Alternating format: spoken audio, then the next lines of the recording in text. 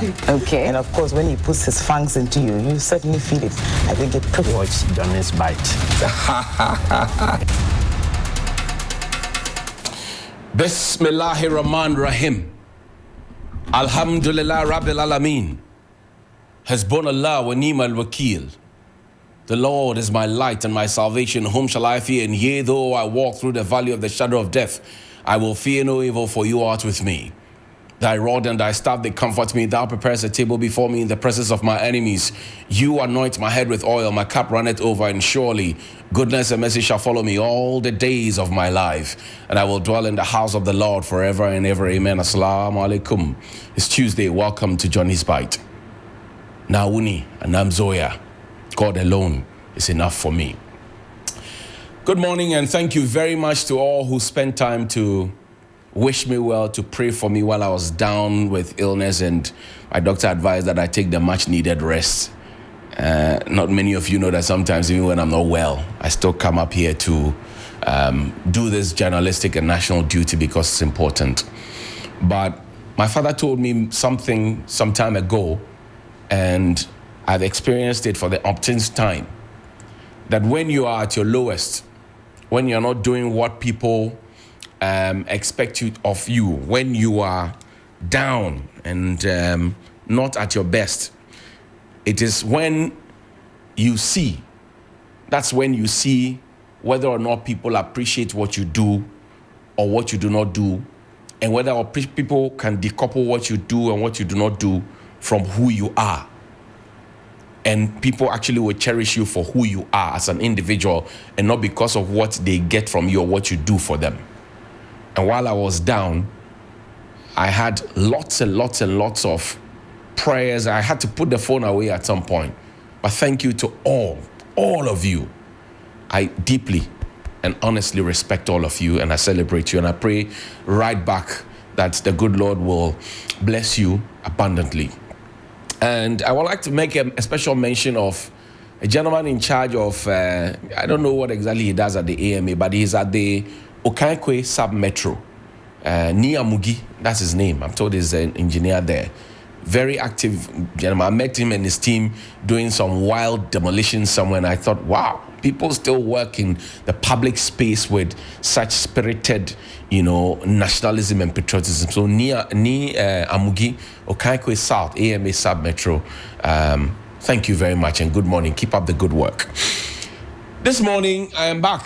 And, because I had the health issues, I'll talk about Korle-Bu because Korle-Bu is on my heart.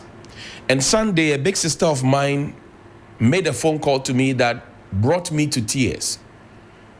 She has a niece who is a nurse at Korle-Bu Teaching Hospital. And she says each time the niece gets ready to go to work, she's near tears. Why? Because sometimes a common commodity like oxygen, a necessity such as oxygen, is in short supply. And sometimes they have had to use their own pocket money to buy oxygen because they do not want the patients to die. Sometimes they have had to go around wards looking for oxygen, and sometimes they have had to use their private vehicles looking for oxygen, get oddlies. And there are some of the nurses who have now done it over time. They think they are tired because the system is not functioning as optimally as it should. And this is the Korle-Bu Teaching Hospital, our biggest tertiary hospital. That is 100 years old. And sometimes you hear some of the things that are happening there, and you ask yourself why anybody would want to make it look as if, oh, you don't like us, you don't like those of us at Korle-Bu. I don't know why. Listen to the senior doctors, the Doctors Association. Put that letter up for me. They wrote this on the 9th of September. And I've had a lot of these productions done while I was on my sick bed. This is the 9th of September. It is to the Chief Executive Officer, Korle-Bu Teaching Hospital, Accra. Dear Sir, repair and replacement of Korle-Bu lifts. Korle-Bu Doctors Association have taken notice of the measures put in place to ensure continuous functioning of the lifts to normalize workflow. The problem of the lifts breakdown frequently at the surgical and maternity blocks have persisted over the past 3 years. We believe the most appropriate solution is to replace all such faulty lifts in Korle-Bu. We have observed that the lift keeps breaking down and gets fixed by the engineers who are currently on site. The safety of the use of the lifts currently depend on the availability of the engineers on site to undertake repairs as soon as it breaks down. The withdrawal of the engineers after 2 weeks is risky to both staff, patients, and the public who use the lift frequently. KOSA would like to advise management to extend the arrangement with the engineers to provide a 24-hour cover until lifts are installed. New lifts are installed.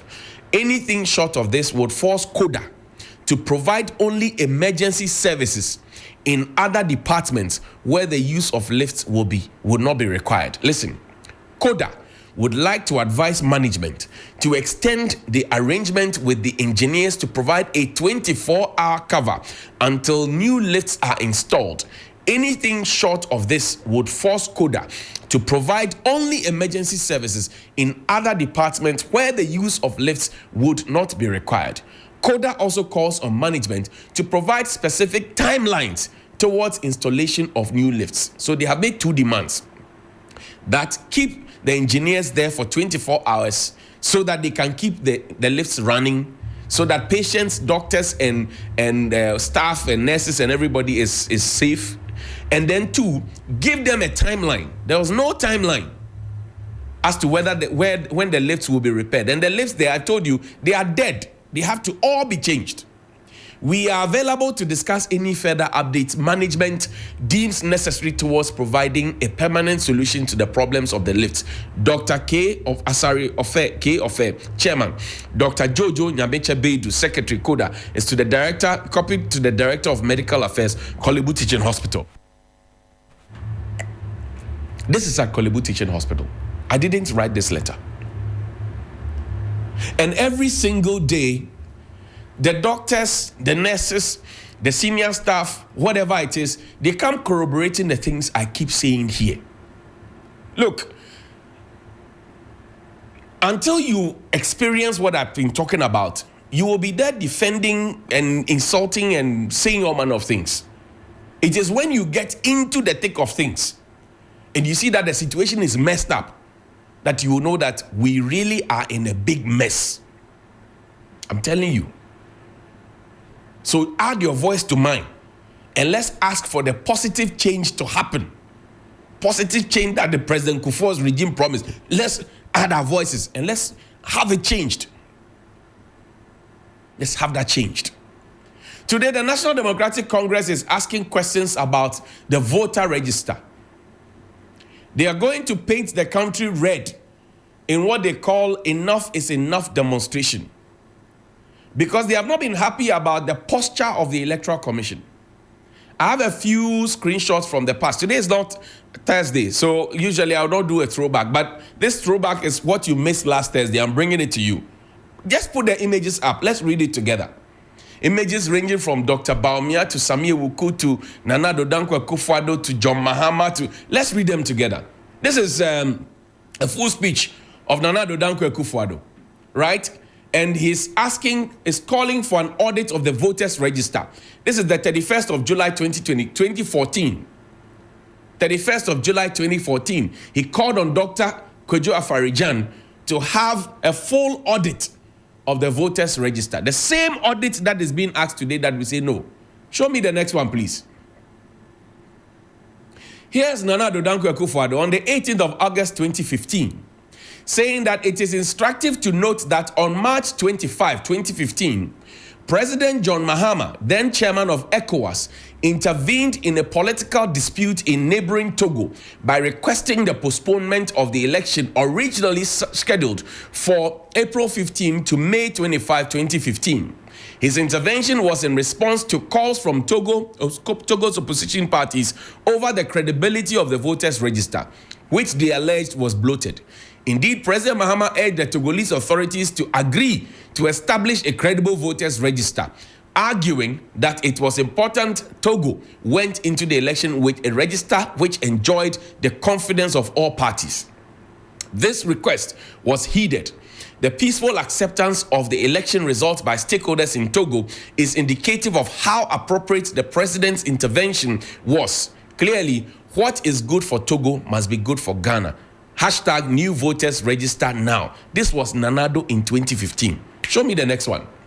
Now, this is Samia Wuku. Samia Wuku in 2015, was he the youth organizer or was he the national organizer? This is what he wrote. On October 30, 2015. He says, now Samia Wuku has gone on to become the Director General of the National Lottery Authority, and under his watch, the National Lottery Authority doesn't do business with GBC anymore. The lotto that we know used to be on GBC. He doesn't do business with GBC. When I had a phone call with him, he said it was only for a year. He has been there for more than a year. They still don't do business with GBC, and GBC is suffering, looking for money. But that's another conversation.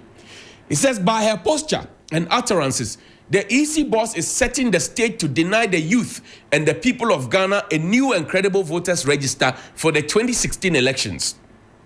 We will not sit down for our future to be toyed with.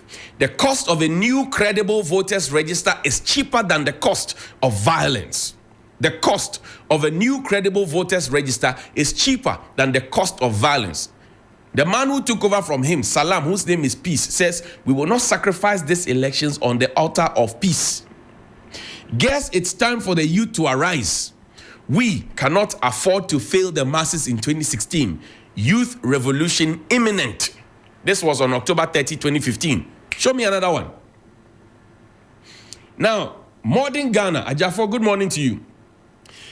23rd March 2015, NPP requests international audit of new voters register. Theirs was not even local, and it is sourced from Daily Guide. The request was for an international audit of a voters register. No, what the NDC is asking for is for local audit. They were asking for an international audit. Show me the next one. Now, Ghana Web, this is also on Monday, 23rd March 2015, revealed NPP requests international audit of new voters register. It comes with a photo of Kwabena Eje Japan engineer and Mr. Paul Afoko. Mr. Paul Afoko was the national chairman of the NPP who was pushed out of the party for Freddie Blade to come in. And then Engineer Kwabena Eje Japan was also pushed out for John Boydu to come in. Today, Engineer Kwabena Eje Japan is the one who leads Dr. Baumia to do the campaign. But in 2015, 23rd March, it was a Monday, he had asked that they are requesting for an international audit of a new voters register. This was the NPP at the time. Show me.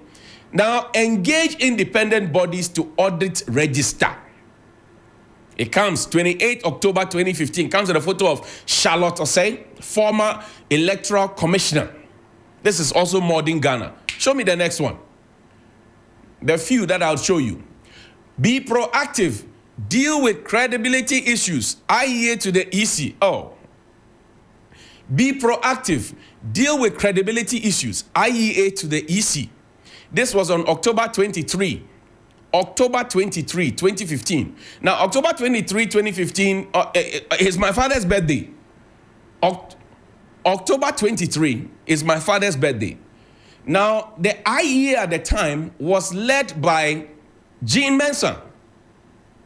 The Institute of Economic Affairs at the time, when they were asking for the Electoral Commission led by Charlotte Osei at the time to engage the stakeholders so that they can get a credible register done, was led by Jean Mensah, who today seems not to be listening to anybody.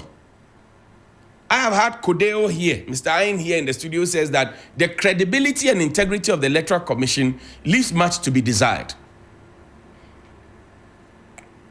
It was Jean Mensah at the IEA at the time who was telling Charlotte Osei, her predecessor, who now she succeeds, that look, engage stakeholders. That's why I say that when Jean Mensah was at the IEA, she made all the fantastic recommendations that we all supported her for. Today, she is in the driving seat, and it looks as if everything has gone haywire. Look at the posture of the Electoral Commission itself. And at the time, that the NPP and many others were asking for the register to be looked at that time, when they were asking for the register to be looked at, there were no party people on the Electoral Commission. There were no party people. There were no party people on the Electoral Commission. Absolutely no party people. At the time when the Electoral Commission was asking for those things, there were no party people. Today, there are known party people on the Electoral Commission. There are known party people on the Electoral Commission. And the Electoral Commission still doesn't want to listen to anybody. The other time I heard, unfortunately we can't play the videos for you. There's a technical glitch at the end. The machine, I'm told, just went off. I don't know, it's a spiritual problem maybe. Now, the other time I heard one of the commissioners of the Electoral Commission, who for a long time was our director of electoral services before Dr. Srebo Kweku came, and he was also, reassigned, Mr. Tete.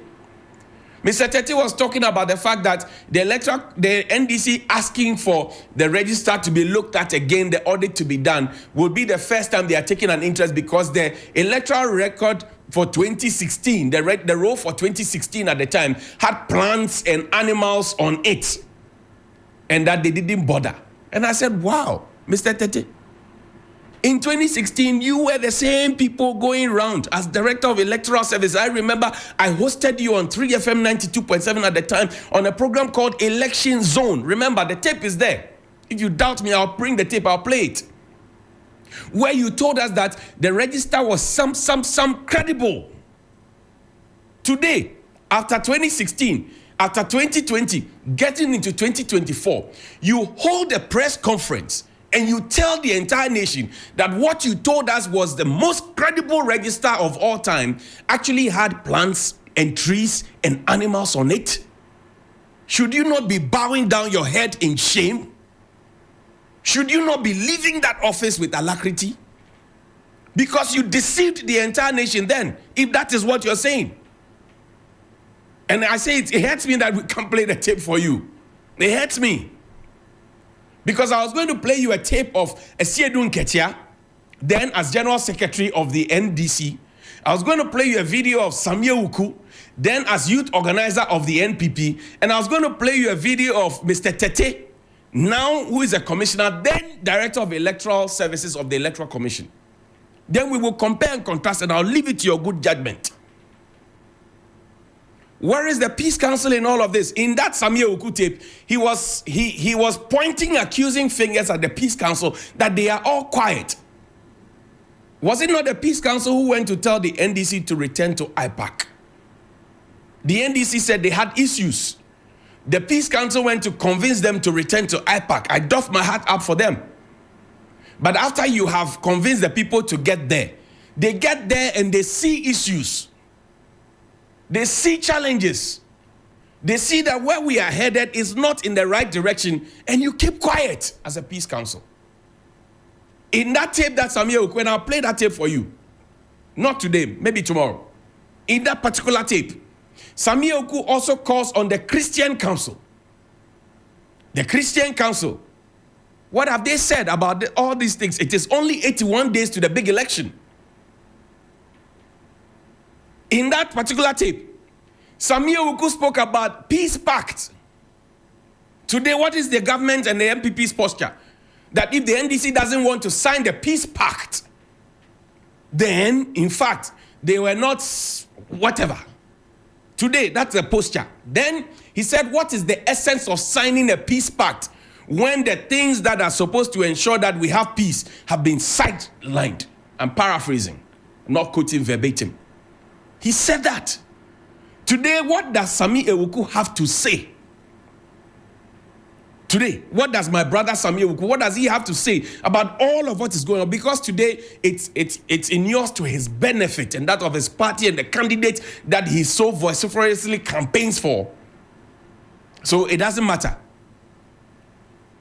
Do you remember Let My Vote Count Alliance? My brother David Asante has done very well at Ghana Publishing. And I've said that here many times. He has transformed the place, and he gives me a lot of joy that when you give young people an opportunity, they can also do something for themselves. Not those who come and steal. I'm talking about those who come and do something for themselves, or not those who come and promise people, I'll take you, I'll give you visa, you vote for me, I'll do this. No. I'm talking about those actually who will transform a place. David Asante has transformed Ghana Publishing. But do you remember Let My Vote Count Alliance? Let My Vote Count Alliance held numerous press conferences. There were demonstrations and protests. I would have played you one of those videos today. I don't know, because of the situation we had at the back end. And I would have asked David Asante, my brother, the same questions. That the questions that are being asked by the ordinary Ghanaians today, not just the NDC, the ordinary Ghanaians who have gone to check their names and they say they couldn't find their names. Those same questions. Do they apply today? As Dr. Baumia said, if it was true then, it is true now. But anything else would be warped logic, yeah? So I would have asked my brother David Asante that question this morning. And I would have asked him how he feels, knowing that there's the back, because he's been loudly silent on all of this electoral roll, electoral register thing that's going on. Do you remember Evans Nimako? Do you remember Abu Ramadan? They went to court. I remember them, and I interviewed them several times on my radio program. Do you remember NHIS registrants and how they were taken away from their voter register? Do you remember that? It was Evans Nimako, who is now director of elections at the NPP, who championed that, with Abu Ramadan, who is deputy director general at NADMO, who is also brother to the wife of the vice president, Samira Baumia. They championed it, and we followed them. The assumption we had at the time that these were nationalistic people asking for the right things to be done. Today, the wrong things are being pointed out. And they say, no, we will keep quiet. I remember so well when the NDC said that the BVDs were missing. Kodeo came out to say the NDC is crying wolf and that they should bring evidence. Subsequently, the Electoral Commission came out to say, oh, it is true, our machines are missing, but we have reported to the police, Subsequently, we'll find somebody out there on the street holding it and saying they are selling or whatever it is, whatever the story is. And I'm happy that Kodeo has come back to say that, look, the Electoral Commission is to take a second look at its integrity and the public perception that people hold of it. This is not the Electoral Commission that Justice V.C. R.A.C. Crab left. This is not the Electoral Commission that Dr. Kwejo Afarijan left.